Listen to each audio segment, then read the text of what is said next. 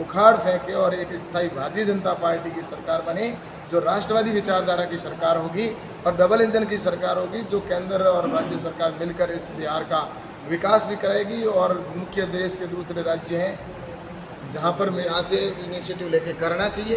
ये जानबूझकर जिस तरह से वहाँ के जोखिम में जान को डाल के रखा है, लेकिन फिर भी मैं कहता हूँ कि भारत सरकार इसके लिए लगातार प्रयास करते हैं। और वहाँ की चाचा भतीजे की सरकार सिर्फ गुंडा राज है। नमस्कार, मैं श्वेता और आप देख रहे हैं न्यूज फॉर नेशन। मुख्यमंत्री नीतीश कुमार और बिहार के डिप्टी सीएम तेजस्वी यादव पर यह जोरदार हमला किया है।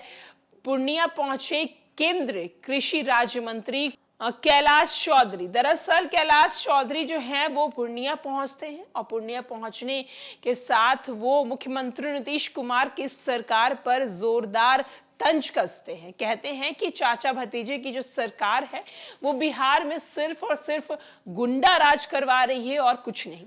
साथ ही साथ उन्होंने ये भी कहा कि केंद्र की तरफ से बिहार के किसानों के लिए काफी मात्रा में खाद आता है, लेकिन ये जो सरकार है यानी मुख्यमंत्री की जो सरकार है ये खाद पड़ोसी देश में बेच देती है, काले बाजारी करती है। जहां बिहार के किसान जो हैं, बिहार सरकार की तरफ से ये मांग की जाती है कि खाद हमें इतना चाहिए, उससे 1.5 गुना ज्यादा राज्य सरकार जो है वो खाद पहुंचाती है। लेकिन अब बिहार सरकार के जो लोग हैं वो इस खाद को काले बाजारी में दे देते हैं, यानी कि पड़ोसी देश जो है उसे काले बाजारी के रूप में वहां जाकर बेच देते हैं, जिसके बाद बिहार के किसानों को काफी ज्यादा नुकसान झेलना पड़ता है। क्या कुछ कैलाश चौधरी बोल रहे हैं मुख्यमंत्री नीतीश कुमार की सरकार को लेकर, हम आपको छोड़े जाते हैं उनकी तमाम बातों की। जैसा कि किसानों, यहाँ की जनता की बड़ी डिमांड है कि यहाँ पर एयरपोर्ट बने, लेकिन एयरपोर्ट को लेकर जमीन को नहीं देना। तो ये एक सुविधा की दृष्टि से प्रधानमंत्री नरेंद्र मोदी जी कहते हैं कि हर इंफ्रास्ट्रक्चर की दृष्टि से और ट्रांसपोर्ट की दृष्टि से वो सुविधाएं देश की उपलब्ध होनी चाहिए, लेकिन अड़ंगे डालने का काम बिहार की सरकार कर रही है और जिसकी वजह से विकास कम हो रहा है। और मैं सोचता हूँ कि इस समय इन सभी विषयों को लेकर आज यहाँ पर बैठक भी की गई।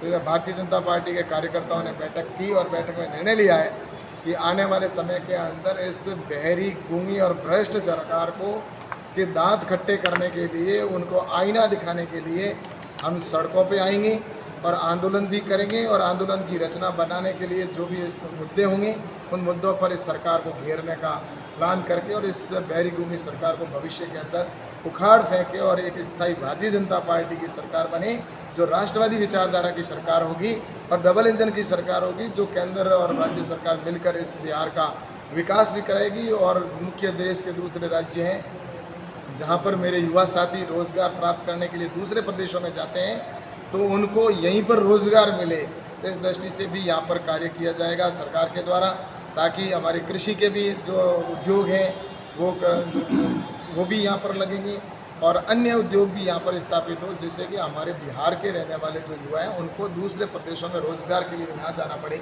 इस दिशा के अंदर सरकार काम करेगी। लेकिन ये बहरी गूंगी सरकार है, इसको जनता के बीच में हम जाएंगे, जनता से बताएंगे कि इस सरकार ने और बहरी गूंगी जो सरकार है यहाँ पर जो बिहार की, इसने निश्चित रूप से जो आज के वातावरण के अंदर देख रहे हैं, तो इसको उखाड़ फेंकने के लिए और निश्चित रूप से सभी कार्यकर्ता इकट्ठा होकर आने वाले समय में इस सरकार के विरुद्ध बड़ा आंदोलन करने का भी हम निर्णय कर रहे हैं और आने वाले समय में इसको हम जवाब देंगे। इतना ही कहना था। आप सबको बहुत बहुत धन्यवाद। सर, किसानों की आय दोगुनी की जाएगी, लेकिन आप 10 साल से केंद्र में सत्ता में हैं, आज भी किसानों की आय दोगुनी नहीं हो पाई। ऐसा है कि प्रधानमंत्री आदरणीय नरेंद्र मोदी जी ने किसानों के लिए इनकम बढ़ाने का निश्चित रूप से निर्णय लिया और उसके बाद में जो सरकार की योजनाएं बनी उससे किसानों की इनकम बढ़ी है। आज 10,000 एफपीओ जो बन रहे हैं, प्रत्येक ब्लॉक के अंदर एफपीओ बन रहे हैं। आज हमने यहीं पर एफपीओ की मीटिंग भी बुलाई है और एफपीओ के और सीबीबीओ के यहाँ पर सभी उपस्थित हो रहे हैं और ऐसे ही एफपीओ बनाकर किसानों की वैल्यू एडिशन करें। साथ ही लागत से 1.5 गुना पर एमएसपी का निर्णय लिया।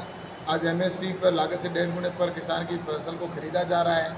एग्रीकल्चर इंफ्रास्ट्रक्चर के 1 लाख करोड़ का प्रावधान किया है और गाँवों के अंदर ही वहाँ पर इंफ्रास्ट्रक्चर खड़ा हो, इस दृष्टि से भी कार्य किया जा रहा है। और निश्चित रूप से मैं कह सकता हूँ कि किसानों की इनकम लगातार बढ़ रही है। एक्सपोर्ट पॉलिसी के अंदर भी हमने चेंजेस किया है, ताकि एक्सपोर्ट पॉलिसी है जिसके अंदर पहले जिस तरह से फसल आती थी उसी समय इम्पोर्ट को वहाँ से इम्पोर्ट को खोल दिया जाता था, तो किसान को वो रेट नहीं मिलती थी। लेकिन अब जब किसान की फसल आती है तो उस समय हमने उनके ऊपर कंट्रोल किया कि इम्पोर्ट ना हो, तो उसकी वजह से किसानों को आज अच्छा भाव भी मिल रहा है, किसानों को अच्छी रेटें मिल रही है।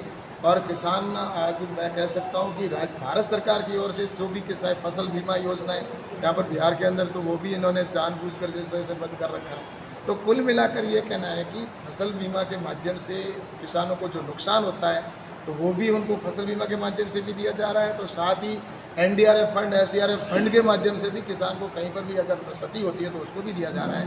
आज जो किसान क्रेडिट कार्ड के माध्यम से जो लगभग 6 लाख करोड़ रुपए जहाँ तक दिए जाते थे किसानों को, आज उसका बजट को बढ़ाकर 20 लाख करोड़ रुपए तक का किसान क्रेडिट कार्ड के माध्यम से किसानों को पहुँचाया जा रहा है।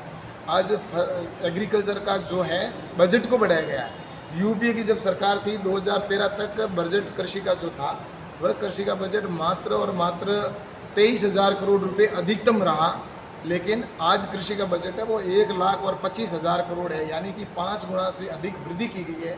और जिसमें से आधे से अधिक तो डायरेक्ट किसान के अकाउंट में जा रहे हैं। लगभग 60,000 करोड़ रुपए तो किसान सम्मान निधि के तौर पर किसान के अकाउंट में पहुंच रहे हैं, जबकि कांग्रेस की सरकार के और UPA की सरकार के समय में तो उनका टोटल बजट ही 22-23 हज़ार करोड़ रुपये